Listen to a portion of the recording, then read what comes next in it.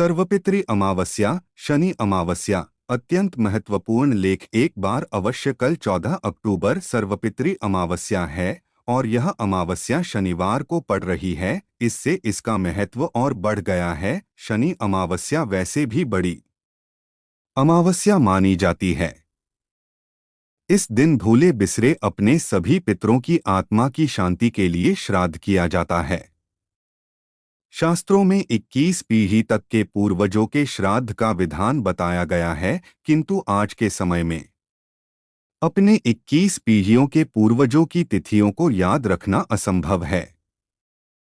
और यह सभी पितृपक्ष के 16 दिन पितृलोक से पृथ्वी पर अपने परिवार में वास करते हैं। जिनकी तिथियां आपको ज्ञात थी उनके निमित्त तो आपने श्राद्ध कर दिया। शेष के लिए कल श्राद्ध अवश्य करें। और जिन्होंने अभी तक किसी का भी श्राद्ध नहीं किया है और जो समझते हैं कि हमने तो गया जी में तर्पण करा दिया है, मेरा उन सभी सज्जनों से भी निवेदन है वह भी अमावस्या को श्राद्ध अवश्य करें अथवा अपने पितरों के निमित्त पितृभोग गौमाताओं को भोजन अवश्य कराएं।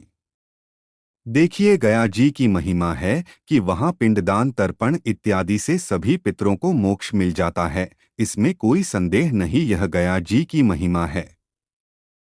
किंतु भागवत में धुंधकारी के विषय में यह प्रसंग आता है। जब वह प्रेत योनि में होता है तो गोकर्ण जी कहते हैं, मैं तो तेरे नाम का गया जी में पिंडदान तर्पण इत्यादि करा चुका हूँ, फिर तू कैसे प्रेत योनि में चला गया। व्यास जी से जब इस पर स्पष्टीकरण मांगा गया तो उन्होंने बहुत सुंदर इसका निवारण किया है। वह कहते हैं, यह सत्य है, गया जी में पिंडदान तर्पण से मोक्ष की प्राप्ति होती है।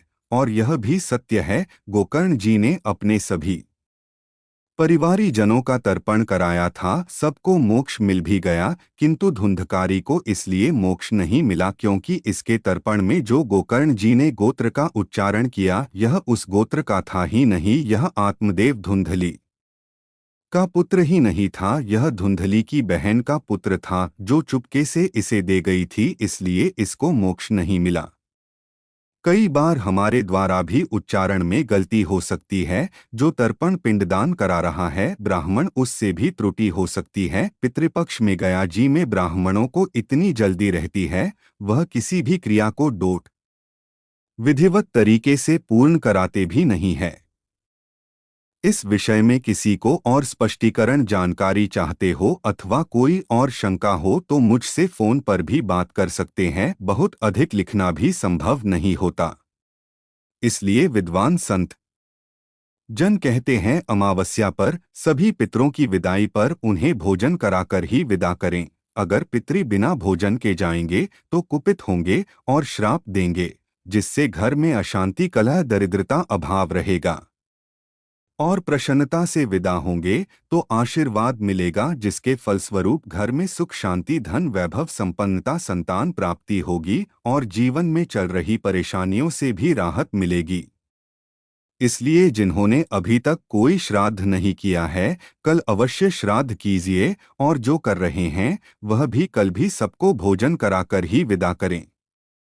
और जिनके यहाँ श्राद्ध की परंपरा ही नहीं है वह भी कल सभी पितरों के निमित्त कुछ न कुछ गौसेवा अवश्य करें। जय श्री कृष्णा, जय गौ माता।